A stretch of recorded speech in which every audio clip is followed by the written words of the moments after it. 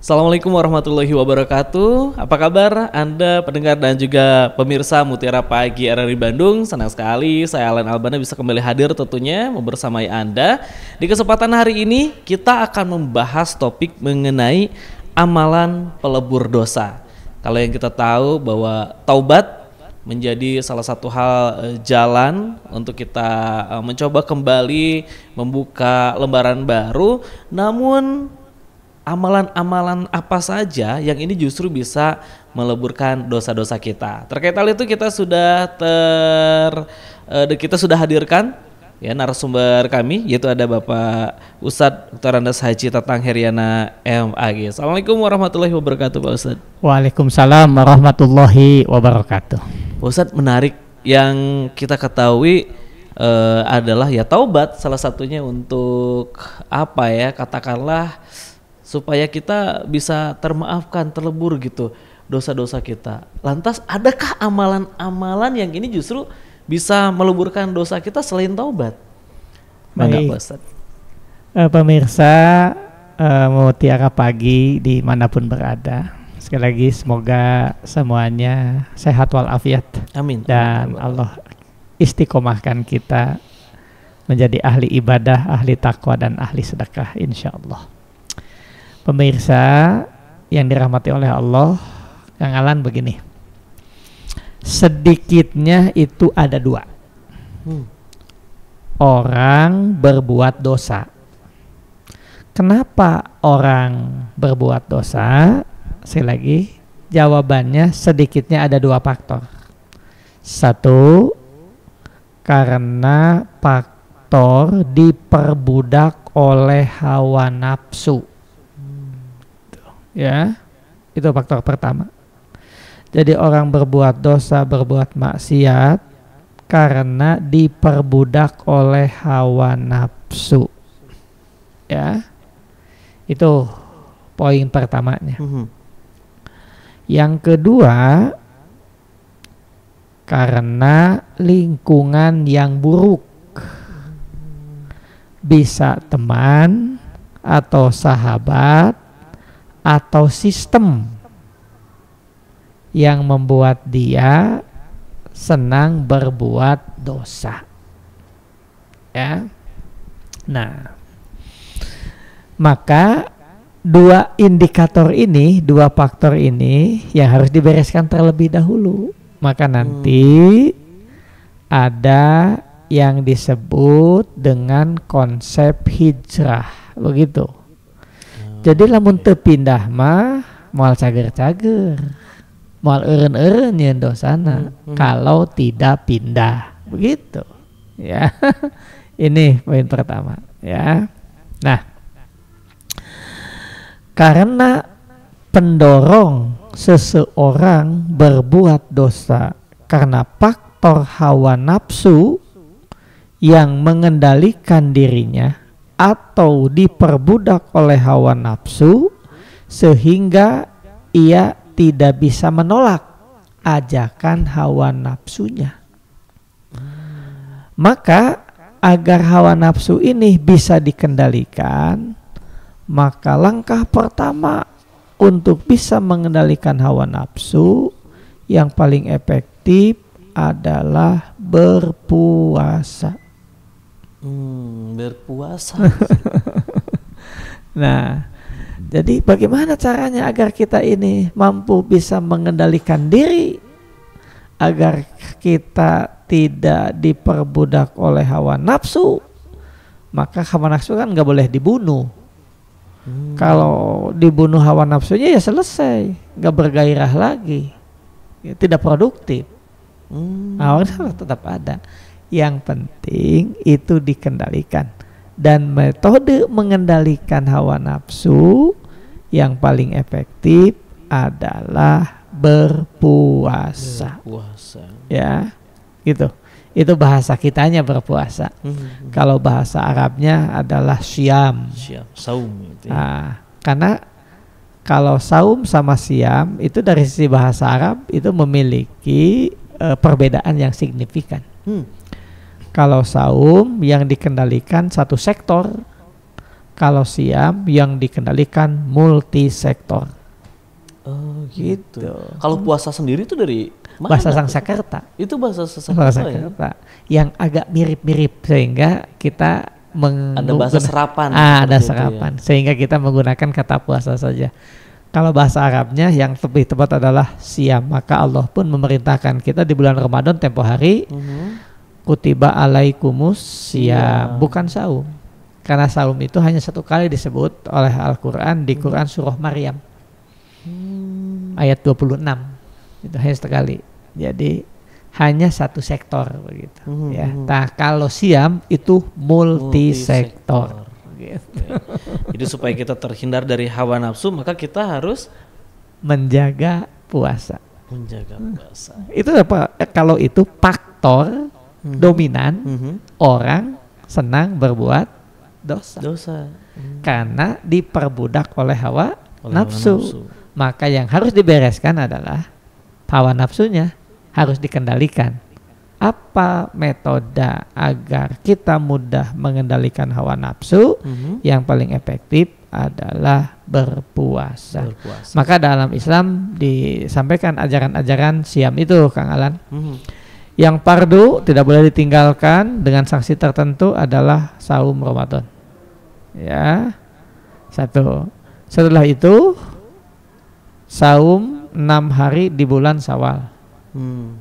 Setelah itu saum 3 hari setiap bulan atau Senin Kemis. Itu semua adalah rambu-rambu atau sekaligus kanal-kanal gitu. Agar kita ini mampu mengendalikan hawa nafsu. Justru di bulan-bulan itu tuh ada gitu ya. Bukan tanpa sebab gitu ada hal itu seperti itu ya. Nah, karena kita ini tidak memiliki kelemahan. Jadi kelemahan manusia di kolong jagat raya ini, di kolong jagat raya ini ketidakmampuan mengendalikan hawa nafsu. Itu yang agak dramatis memang. Itu yang dikisahkan lewat kakek moyang kita Nabi Adam alaihissalam. Kan begitulah cerita kosmosnya. Ya, nah ketika Allah memberikan jutaan fasilitas kepada Adam alaihissalam di sorga, ini silahkan kau nikmati begitu. Kemudian Allah menyampaikan dari semua fasilitas yang ada, wala taqraba hadihi sajaroh. Tapi yang ini nggak boleh didekati. Gitu awalnya. Awalnya Nabi Adam alaihissalam oke, nggak ada masalah. Lama kelamaan ternyata penasaran. Ya akhirnya larangan itu pun dilanggar. Ya, karena itu ada faktor hawa nafsu, ada keserakahan. Manusia itu begitu. Ada faktor itu yang membuat dirinya tidak merasa puas. Itulah hawa nafsu. Akibatnya Nabi Adam pun dipindahkan ke dunia, kan begitu. Agak dramatisnya Adam pun terusir dari sorga secara tidak hormat. Maka pesan moralnya apa? Kita akan menjadi makhluk yang jatuh tidak terhormat dalam hidup ini kalau kita tidak bisa mengendalikan hawa nafsu kita. Itu pesan moralnya. Nah, itu faktor pertama. Kenapa orang berbuat dosa? Itu adalah karena faktor diperbudak oleh hawa nafsu. Begitu. Metodenya berpuasa. Itu pengkanternya gitu ya. Baik. Tentunya puasanya yang benar ini, bukan hanya pupuasaan. Bukan hanya pupuasa. Kadang yang berpuasa aja Pak Ustadz, itu kan banyak yang bolong. Sembunyi-sembunyi lama-lama gitu ya. Batur bukanya nanti azan maghrib, ini azan asar udah buka. Sayang. Ya, apalagi kalau tidak puasa. Puasa pun begitu besar hantamannya. Itu bentengnya. Makanya hadis yang lain mengatakan pentingnya segera menikah. Kalau tidak mampu maka pasien berpuasa. Tidak mampu untuk menikah karena beberapa faktor, tapi kalau tidak nikah ini bahaya. Apa solusinya? Puasa. Karena orang puasa lemes gitu ya. Dan juga tahu rambu-rambunya gitu ya. Karena itu bagian dari ibadah. Okay. Ya. Baik ya. Yang kedua, Kang Alan, kenapa orang berbuat dosa? Yang kedua, karena lingkungan yang buruk. Ini nih Pak. Ya. Nah, yang ini konsepnya atau solusinya hijrah. Harus pindah tempat kan.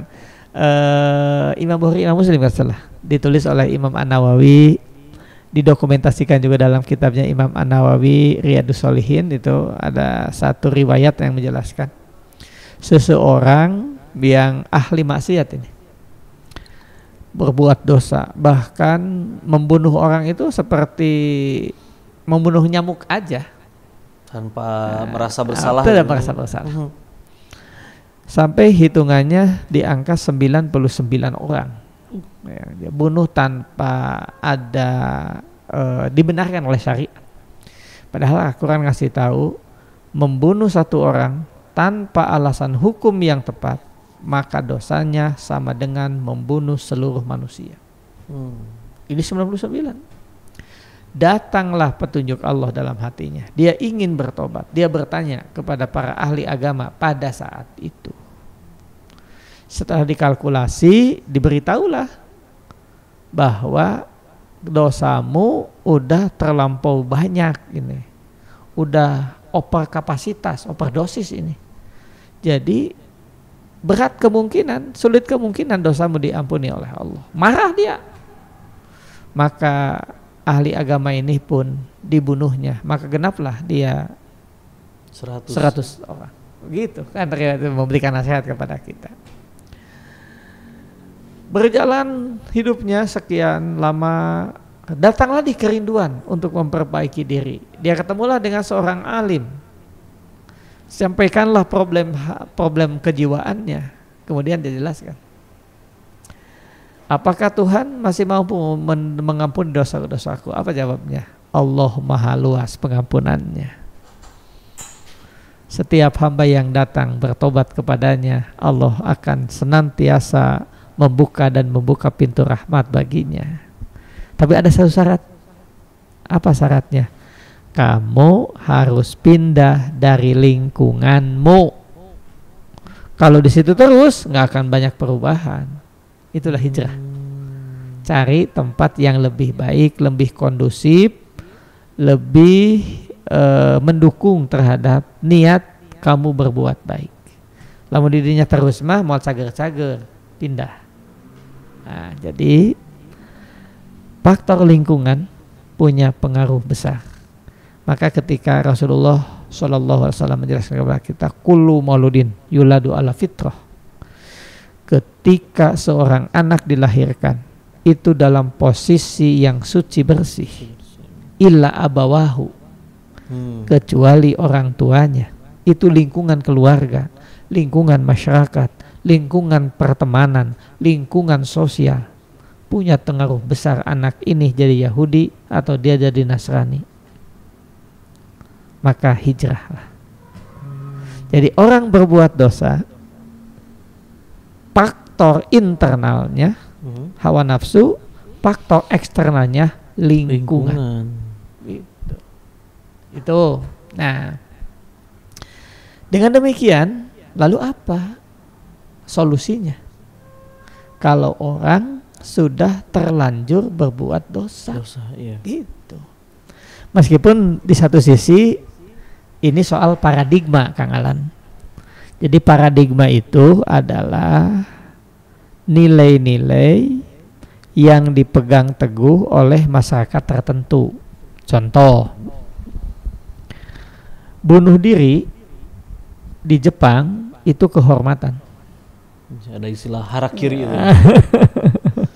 Konsep harakiri. Moksa moksa di India kalau nggak salah. Udah salah. Menyakiti dirinya atau ikut mati kalau pasangan hidupnya mati, itu namanya moksa. Apa itu? Bagi mereka punya paradigmanya dapat mengurangi dosa. Itu. Ya. Karena mengurangi dosa itu tidak mudah, Kang Alan. Jangankan mengurangi dosa. Bagi kita yang sudah sepuh-sepuh ini, mengurangi kolesterol hese. Kan begitu istilah yang saya sampaikan. Nah, dalam Islam bunuh diri itu dosa besar. Itu soal paradigma. Ya. Nah, kalau kita sudah terlanjur dosa, lalu bagaimana cara kita mengatasinya?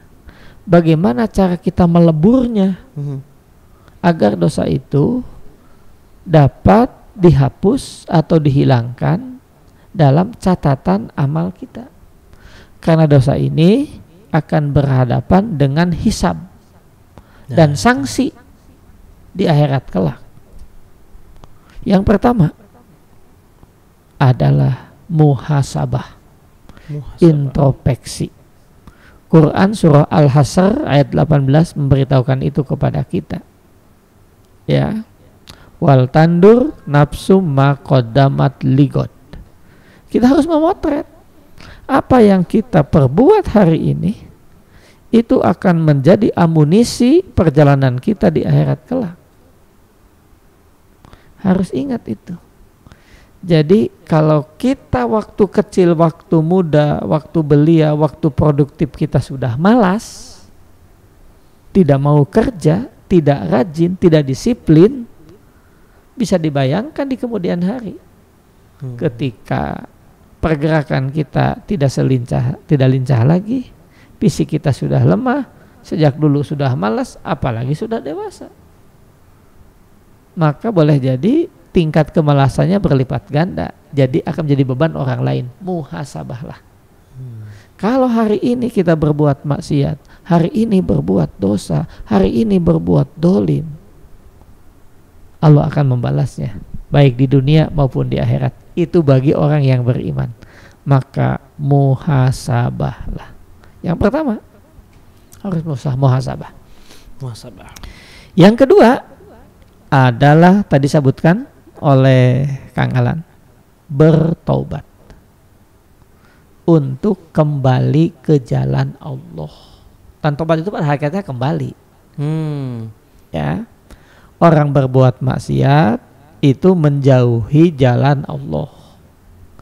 Nah, ketika kita kembali ke jalan Allah, itu namanya taubat. Taba yatubu taubatan. Nah, ada tawabin, ada taibin. Dalam bahasa Arab ada tawabin, Allahumma ij'alni minat tawabina waj'alni minal mutatahhirin, kan begitu doa setelah wudu. Jadi kalau tawabin, dia senang bolak-balik menemui Allah. Berbuat dosa, datang lagi kepada Allah, minta ampun lagi. Maksiat lagi, dia minta ampun lagi kepada Allah. Boleh, Allah senang. Allah senang ya? Senang selama dia mau datang menemui Allah, ketimbang tidak pernah mau datang. Ini yang harus diyakinkan. Ini yang harus diberikan motivasi kepada kita-kita yang boleh jadi masih senang berbuat dosa. Ayo segera sebelum Allah mengambil ruh kita, mengambil nyawa kita, masih ada kesempatan. Datang temui Allah. Mau apapun alasan Allah, kita datang dengan dosa-dosa kita. Ya. Nah, justru orang yang sombong adalah orang yang tidak mau pernah menemui Allah. Itu. Yang kedua, di dalam Al-Quran itu disebut ada namanya taibin. Ada tawabin, ada taibin. Ya. Apa taibin? Dia datang kepada Allah, tapi setelah dia menumpuk dosanya yang banyak. Ayo tobat, masih muda nanti aja. Kalau udah pensiun lah, sudah nggak banyak keinginan. Kalau sudah kakek-kakek atau lansia lah gitu ya. Hanya persoalannya Kang Alan, siapa yang dapat menjamin usia kita sampai lanjut. Nah itu tidak ada jaminan. Maka Al-Quran ngasih tahu kepada kita di Ali Imran ayat 134 itu, wasari'u ila magfiratim mir rabbikum wa jannatin arduhas samawati wal ardu uiddat lil muttaqin. Jadi segera gitu. Ya, jadi yang harus disegerakan di antara amalan adalah bertaubat. Itu. Jadi bagaimana caranya melebur dosa? Bertobat. Apa tobat itu? Pertama, bertekad untuk meninggalkan perbuatan maksiat. Yang kedua, bertekad tidak akan mengulangi lagi. Itu taubat. Makanya yang ini disebut dengan nasuha. Apa itu? Kalau taubatnya nasuha, maka ketika kita kembali, maka jejak digital dosa-dosa kita dihapus oleh Allah. Itu namanya nasuha, gitu, menghapus. Ya, itu apa namanya? Taubat. Yang ketiga, agar kita mampu melebur dosa yang tadung sudah kita lakukan. Yang ketiga adalah meningkatkan kualitas amal soleh kita. Ya, apa amal soleh itu?